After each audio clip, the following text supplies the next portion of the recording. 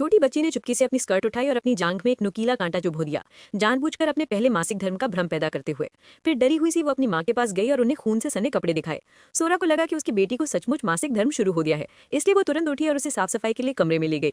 लेकिन जैसे ही वे कमरे में दाखिल हुए, एना ने सारा को तस्वीरें दिखाई, कई परिवारों के पारिवारिक चित्र। सारा ने अपनी बेटी को शक की निगाह से देखा, लेकिन उसकी बेटी ने उसे डर के मारे बताया कि जिस पैडी दंपति ने उन्हें इस ट्रिप पे बुलाया था, वे असल में सीरियल किलर थे और तस्वीरों में दिख रहे सभी परिवारों की हत्या कर दी गई थी। सारा को पहले लगा कि ये उन्हें भगाने के लिए एक शरारत है, लेकिन उसकी बेटी के अगले शब्दों ने सारा को तुरंत तनाव में डाल दिया। कुछ ही पल पहले उस छोटे लड़के ने जानबूझकर गेंद को बड़ों की नजरों से दूर फेंका था। फिर मौके का फायदा उठाकर एना को एक गोदाम में ले गया, अपने पिता से चुराई हुई चाबी से दरवाजा खोला और फिर जब एना शक की निगाह से देख रही थी, उसमें गोदाम में गुप्त रास्ता खोल दिया। फिर वे तहखाने में गए और अन्ना ने जो देखा वो चौंक गई। वो रोजमर्रा की चीजों और अलग अलग मॉडल के मोबाइल फोनों से भरा था। अन्ना असमंजस में देखती रही, तभी लड़के ने एक फोटो एल्बम खोला। तस्वीरें अलग अलग परिवारों की थी, लेकिन अजीब बात यह थी कि हर एक में पैडी और उसकी पत्नी थे। ये देखकर कि अन्ना को अभी भी समझ नहीं आया, उसने तुरंत अपनी तस्वीर वाली तस्वीर खोली और अन्ना को दिखाने के लिए इशारा किया कि उसके माता पिता पैडी और उसकी पत्नी नहीं है। अन्ना को यह देखकर बहुत आश्चर्य हुआ कि लड़के ने अपनी जीभ की ओर इशारा किया और फिर अपना मुंह चौड़ा कर लिया। इसी समय अन्ना को एहसास हुआ कि लड़का सचमुच बोल सकता है। उसकी जीभ काट दी गई थी और वो व्यक्ति पैडी था। पता चला कि पैडी और उसकी पत्नी सीरियल किलर थे, जिन्होंने लड़के के माता पिता की बेरहमी से हत्या कर दी थी। क्योंकि उनके अपनी कोई बच्चे नहीं थे, इसलिए उन्होंने लड़के को अपना बेटा समझ लिया था। उसे अपने राज उजागर करने से रोकने के लिए उन्होंने उसकी जीभ काट दी थी।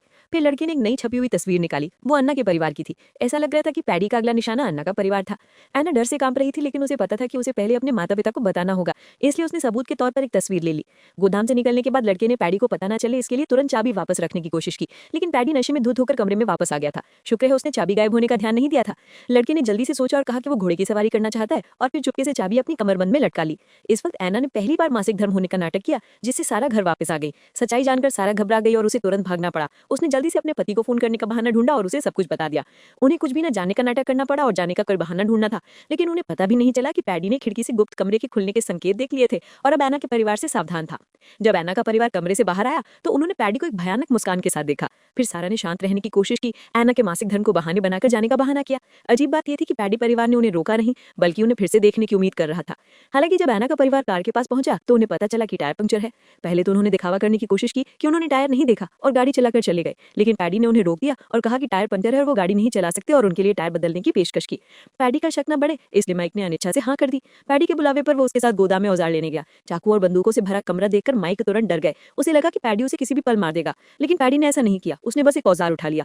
जल्दी पैडी ने टायर बदला और माइक को अलविदा कहकर गले लगा लिया। फिर उसने सारा को गले लगाया, लेकिन मौके का फायदा उठाकर उसकी गर्दन को सहलाया और उसे जोर से चूम लिया।